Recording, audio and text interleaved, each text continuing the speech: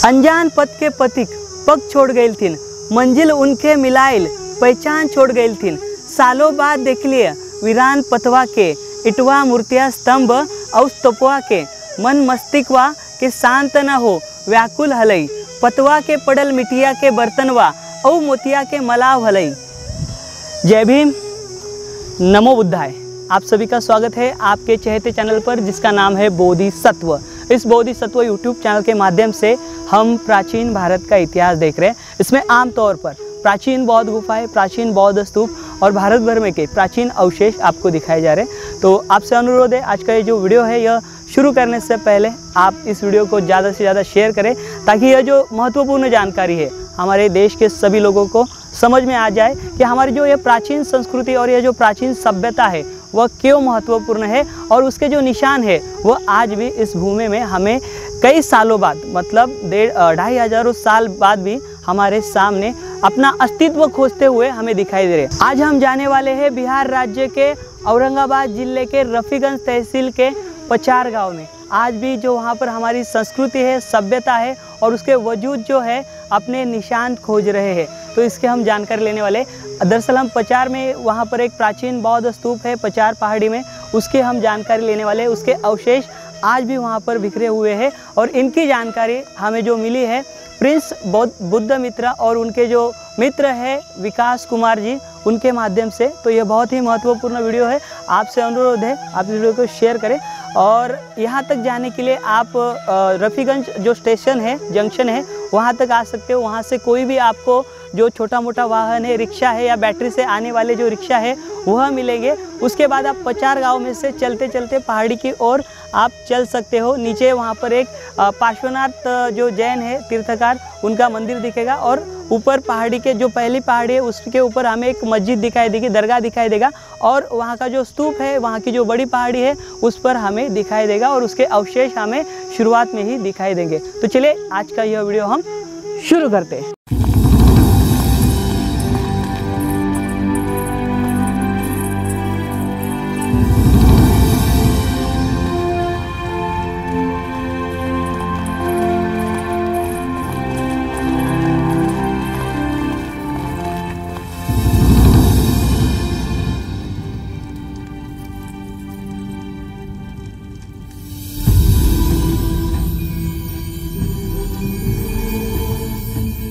अभी हम आए हुए हैं पचार इस गांव में। अभी यहाँ से हम इस पचार पहाड़ी पर जाने वाले हैं। हमें सामने यहाँ पर यह कमान दिखाई दे रही है और इसी के आगे यह पहाड़ी हमें दिखाई देगी। तो अभी काफ़ी धूप है, लगभग सुबह के 10:30 बज चुके हैं। तो अभी हम इस पचार गांव में से ये जो पचार पहाड़ी हमें दिखाई दे रही है इसके करीब आए हुए हैं। तो हमें यहाँ से चलते इस पहाड़ी के ऊपर जाना पड़ेगा और वह आपको चोटी दिखाई दे रही है। उसी चोटी पर यह जो स्थल है, यह जो मॉनेस्ट्री है, यह हमें देखने को मिलेगी।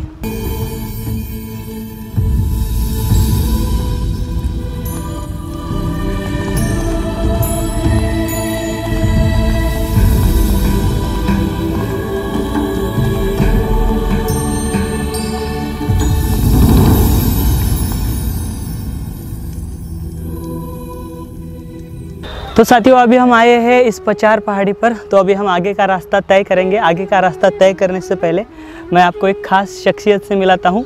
इनका नाम है प्रिंस बुद्धमित्र। तो यह रफ़ीगंज के रहने वाले हैं, इस बिहार में रहते हैं ये। और यह इन्होंने इनके माध्यम से इस उम्र में इन्होंने बहुत सा जो संशोधन है अपने वैयक्तिक लेवल पर और इनके साथियों की सहायता से जो तथागत बुद्ध के अवशेष है या फिर जो प्राचीन स्थल है जो आज भी अनदेखे हैं, गुमनाम है, उनकी जानकारी इन्होंने लेनी चाहिए। तो हम इससे बात करेंगे। तो आप यह जो कार्य है यह किस प्रकार आपने शुरू किया या फिर आपको कैसे पता चला कि यह जो प्राचीन स्थल है इतने बड़े पैमाने में आपके यहाँ पर जो रूट है ये जेटीएन रूट है, इस जेटीएन रूट पर या फिर जो तथागत बुद्ध उर्वेला से लेकर आगे सारनाथ तक गए थे, ये जानकारी आपको कहाँ से प्राप्त हुई? देखिए जो बिहार है ना, हाँ, बिहार शब्द बिहार से बना हुआ है। हाँ, यहाँ गौतम बुद्ध का कर्म भूमि रही है, बोध गया में उनको ज्ञान प्राप्त हुआ। हाँ, हाँ, और जितना भी आसपास गांव का नाम देखेंगे ना तो सब पाली ग्रंथ में है। कर्मा, श्रावक, हाँ, आचार, देवपिली, जितना भी आपका गांव का नाम मिलेगा ना सब पाली में है। तो ये जो आसपास के जो अवशेष है ना, यहाँ हमेशा खुदाई होती है। हाँ, रोड की खुदाई होती है, नहर की खुदाई होती है। हाँ, तो आसपास अवशेष मिलते रहते हैं। हाँ, और ये क्षेत्र पर थोड़ा सा विकसित है, ध्यान नहीं दिया गया। हाँ, बट यहाँ पे बहुत संसाधनों और हर धर्म के, ऐसा नहीं कि बहुत, कुछ सनातन धर्म के भी, कुछ जैन धर्म के भी अवशेष यहाँ मिलते रहते हैं। अच्छा, अभी हम इस जो पचार पहाड़ी पर आए हैं, इस पचार पहाड़ी पे हमें जैन तीर्थकार उनके अवशेष मिलेंगे शायद से। पार्श्वनाथ जैन 23वें जैन ये है ना तीर्थकार वो। तो और उसके अलावा यह जो मठ है इसकी जानकारी कैसे मिली? इस प्राचीन ये मठ कुछ साल पहले पूर्व लोगों द्वारा प्रकाश में आई थी। हाँ, तो हम हमारे मित्र विकास कुमार जी ने यहाँ पे जाकर अध्ययन किया। तो यह गुप्त काल का प्रतीत होती है। यहाँ भगवान की 3 प्रकार की मूर्तियाँ मिली है। भूभूमि स्पर्श, हाँ, ध्यान चक्र धम्म परिवर्तन मुद्रा में, और क्या कहते हैं ध्यान चक्र धम्म परिवर्तन मुद्रा में मूर्तियाँ मिली है। और ये जो मोनेस्ट्री है बहुत प्राचीन है, बड़ा सा स्तूप के नीचे बनी है। इसके लिए कुछ आर्कियोलॉजी विभाग द्वारा इसका कुछ किया गया है? ये स्तूप नहीं, कहीं भी आप स्तूप देखे तो आर्कियोलॉजी विभाग और जो भी है पटना से सर्किल वो इसके प्रति उदासीन है। अच्छा। और यहाँ पे कुछ खुदाई नहीं हुए, अवशेष नष्ट हो जा रहे हैं। आप ऊपर देखिएगा तो किस तरह से नष्ट हो रहे हैं। हाँ। और भी आसपास आपको स्तूप दिखाएंगे। तो बिहार में अधिकतर स्तूप और जो अवशेष है नष्ट हो रहे हैं। और लोग भी ध्यान नहीं दे रहे हैं और सरकार भी ध्यान नहीं दे रही है। जी हाँ। तो आपका ये काफिला कितने सालों से चल रहे हैं? ये हम 2016 से स्टार्ट किए थे। 2016 से? 5 वर्ष से आधा तो बीत गया। तो हम काफ़ी जगह यात्रा किए हैं और कुछ प्लेस के चिन्हित भी किए हैं जी। तो काफ़ी थोड़ा सा दुख भी लगता है। इसके लिए क्या क्या पढ़े हो? मतलब कुछ आपके अध्ययन में आया होगा ना? अध्ययन चीनी यात्रियों का विवरण सबसे सुप्रसिद्ध है। जेटीआर हो गया यहाँ के स्थानीय।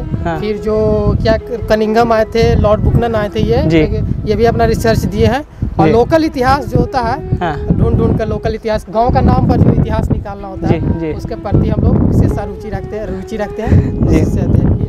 तो यहाँ देखिए हमारे पाली ग्रंथों में भी कुछ जिक्र है। जी हाँ। तो देखिए इस प्रकार का हमारे साथ जो प्रिंस बुद्धमित्र है इनका अध्ययन यहाँ पर बिहार में चल रहा है।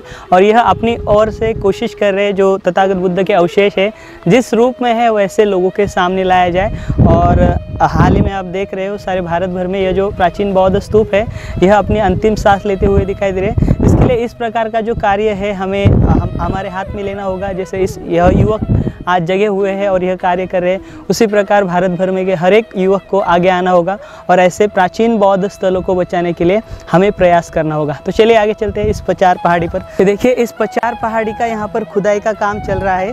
देखिए यहाँ का पत्थर तोड़कर उसका भूसा बनाया जा रहा है और इससे शहर में जाकर जो इमारतें हैं इमारतों के बांधकाम यानी कि इमारत के कंस्ट्रक्शन के लिए यूज़ किया जा रहा है। और ये पहाड़ी देखिए ऊपर है, आने वाले समय में शायद से यह भी नष्ट हो जाए।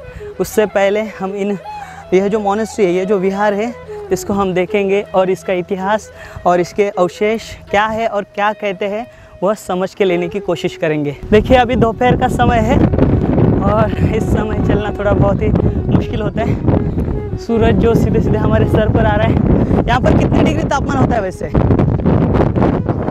40 से 45 डिग्री का यहाँ पर तापमान होता है। तो इस कड़ी धूप में अभी हम आए हुए हैं। तो आप अगर यहाँ आना चाहते हो तो सुबह सुबह जल्दी आ जाए या फिर संध्या के समय आ जाए।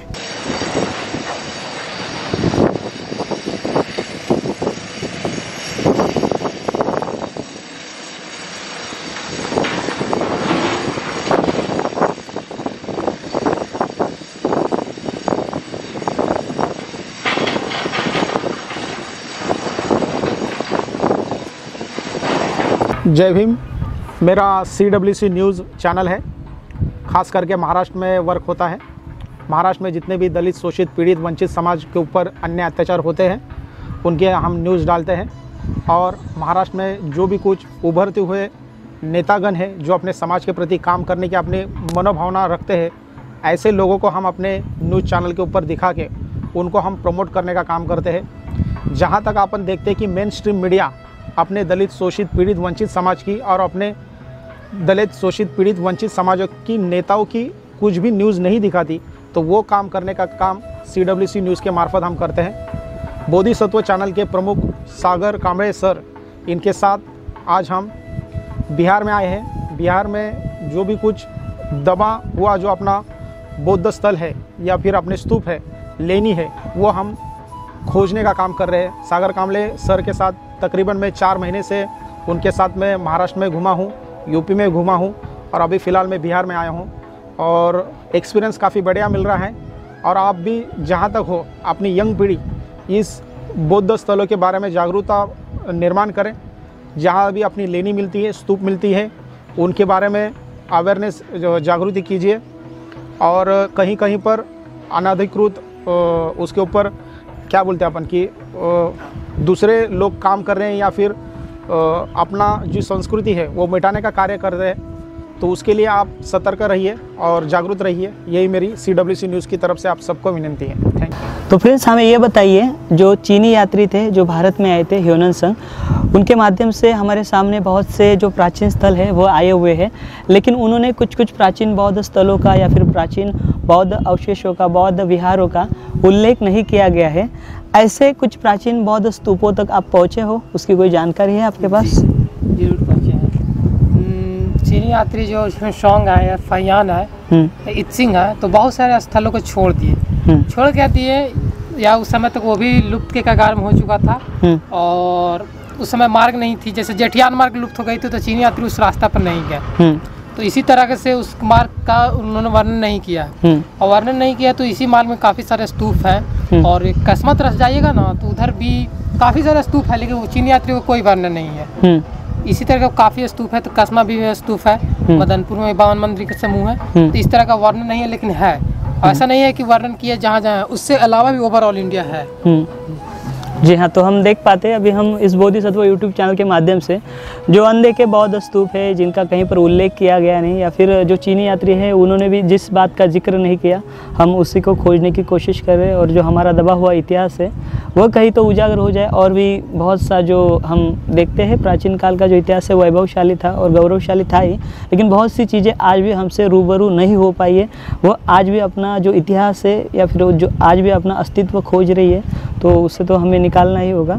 उसके अलावा आप किसी मार्ग पर चले हो जिस प्रकार उर्वेला से या फिर यहाँ से अपने राजगृह से उर्वेला तक का इस मार्ग पर आप कभी यात्रा किए हो? देखिए, ऐसे जेठियान वैली है, उस पर रोड बना है तो लोग आते जाते हैं, बट उस एग्जैक्ट रास्ता ना आज के समय में पॉसिबल नहीं है। पॉसिबल कभी झाड़ियों से छिप गया है उस रास्ता कैसे, लेकिन उस समांतर उस लाइन के अनुसार हम लोग अध्ययन किए हैं, ट्राई किए हैं, कोशिश की है चलने का और चले भी हैं।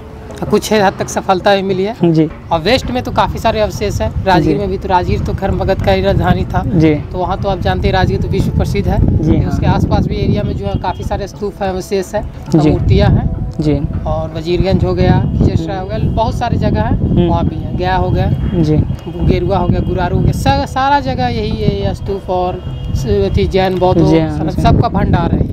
जी हाँ, देख पाते हैं हम जो ईसा पूर्व 3री शताब्दी या उससे भी पहले ईसा पूर्व बिहार में या फिर MP में हम जाएंगे तो ईसा पूर्व 5वीं शताब्दी से ही बौद्ध अवशेषों का निर्माण हुआ था। और ज़्यादा से ज़्यादा उस समय में 5वीं शताब्दी और 7वीं 8वीं शताब्दी के दौर में, ईसा पूर्व 5वीं शताब्दी से लेकर 7वीं 8वीं शताब्दी तक सारे भारत भर में सबसे ज़्यादा बौद्ध अवशेष ही थे। लेकिन बाद में 8वीं से 9वीं शताब्दी के दौर में जो जैन धर्म द्वारा जो मॉन्यूमेंट्स उनका भी निर्माण बड़े पैमाने में हुआ है, तो यहाँ पर उनका भी अस्तित्व बहुत बड़े पैमाने में होगा।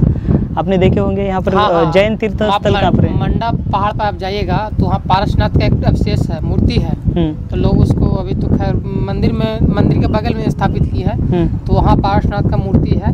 तो ऐसा काफ़ी सारा जगह मिलेगा, इसी पहाड़ के नीचे है पारसनाथ का मूर्ति, तो ऐसा नहीं कि बौद्धों का था, जैनों का था, तीनों धर्मों का मिलनसार था यहाँ पे। शैव संप्रदाय, वैष्णव संप्रदाय, सभी का अथी मिलता था।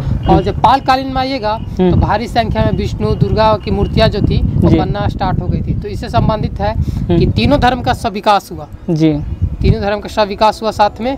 यही दुखद है कि कालांतर बौद्ध धर्म का भारत से या बिहार से, जिसका जहाँ पे उनका कर्म भूमि था, जन्मभूमि था, वहाँ से विलुप्त होकर कहीं और चली गई, हिमालय पार हो गई। जी हाँ, अगर भारत में अगर अंग्रेज अधिकारी सर अलेक्जेंडर कनिंघम नहीं होते या फिर उन्होंने ये संशोधन कार्य अपने हाथ में नहीं लिया होता या फिर भारतीय पुरातन विभाग का निर्माण कार्य भारत में नहीं होता तो शायद से हम यह चीज़ें आज भी हमें हमेशा के लिए लॉर्ड कनिंघम का आभार रहना चाहिए। उन्होंने बोध गया, कुशीनारा और जगह जैसे कुछ सारनाथ जैसे स्थलों का खोज किया और काम किया, और उनका कार्य अपरणीय है, इसीलिए उनको भारतीय पुरातत्व विभाग का पितामह कहा जाता है। और उनके द्वारा ही उनके गजेटियर या बुकनन हो गए, और भी लोग हैं तो वेगलर हो गए, तो सब आए बिहार में अध्ययन किए और काफ़ी सारे अवशेष देखकर अवशेष को लिखे। जी हाँ, हमारे महाराष्ट्र में आपने देखा है प्राचीन बौद्ध गुफाएं बहुत है।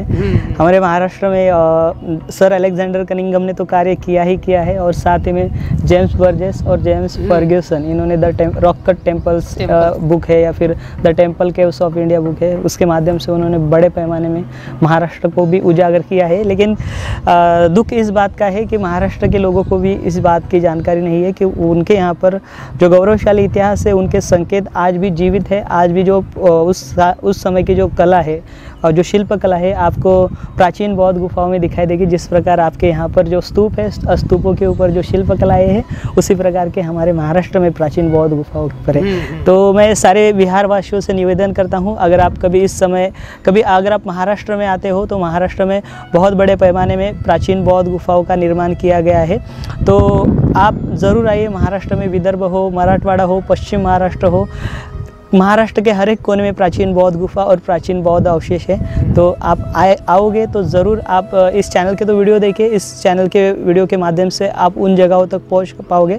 और महाराष्ट्र यह जो जगह है यह भी प्राचीन काल का बहुत बड़ा बौद्ध धर्म का केंद्र हुआ करता था। और जो सम्राट अशोक की, जिसे हम आर्थिक या फिर प्रांतिक राजधानी भी कहते हैं, जो कि सोपारा प्राचीन बंदर आपको पता ही होगा। जी हाँ, वहाँ से ही बहुत से जो नाला सोपारा में, वहाँ से ही सारे जो मार्ग हैं देश के कोने कोने में गए और बाहरी अफगानिस्तान, बलूचिस्तान या फिर कुषाण डायनेस्टी। आपसे मेरा एक प्रश्न है कि आपको बिहार कैसे आकर्षित किया?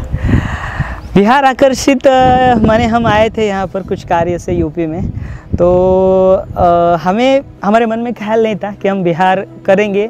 हमने सोचा था कि हम एक तो पहले एमपी करेंगे कवर या तो गुजरात करेंगे। लेकिन हम फेसबुक से ऐसे ही पोस्ट देख रहे थे तो आपकी जो पोस्ट है वह दिखी, आपके बारे में बहुत सामने पड़ा, जो आप जहाँ गए हो वो जानकारी हमारे सामने आई। और भी बहुत से अन्य पोस्ट हमने देखे यहाँ पर बहुत ही दुर्लक्षित स्थल है।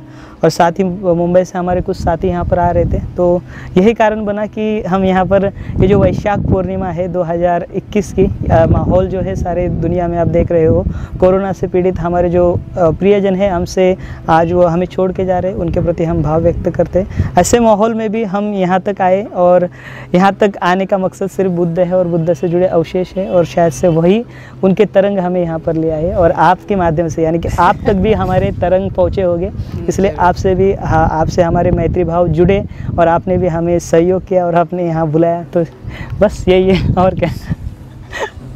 चलिए हम ऊपर चलते हैं और ऊपर जाकर इस प्राचीन बौद्ध जो विहार है, मठ है, इसकी जानकारी लेते हैं।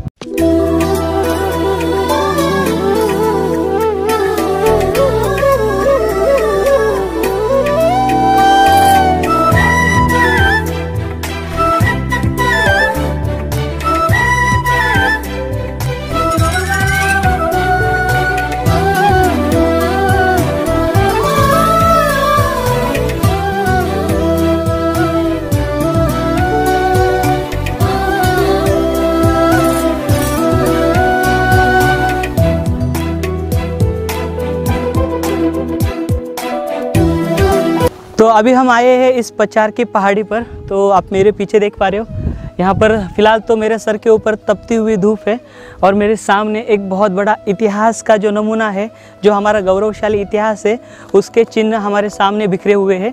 यहाँ पर देखिए, यहाँ नीचे की जो शुरुआत है, यहाँ से एक बड़ा बौद्ध स्तूप हमें दिखाई देता है। उस बौद्ध स्तूप के अवशेष, ये देखिए, ये प्राचीन जो ईंटा है यहाँ पर हमें दिखाई दे रही है। देखिए, यह सारे एक गोलाकार स्तूप है बहुत बड़ा, और इस स्तूप के ऊपर एक बुद्ध मठ यानी कि एक बौद्ध मंदिर निर्माण किया गया है, वो हमें दिखाई देता है। तो देखिए, नीचे का जो हिस्सा है शायद से बहुत ही पुराना है, शायद से यह सम्राट अशोक के काल का ही बौद्ध स्तूप हो, और ऊपर का जो हिस्सा है, ऊपर का कहा जाता है गुप्त काल का है। तो देखिए, आइए यहाँ पर आप चलिए,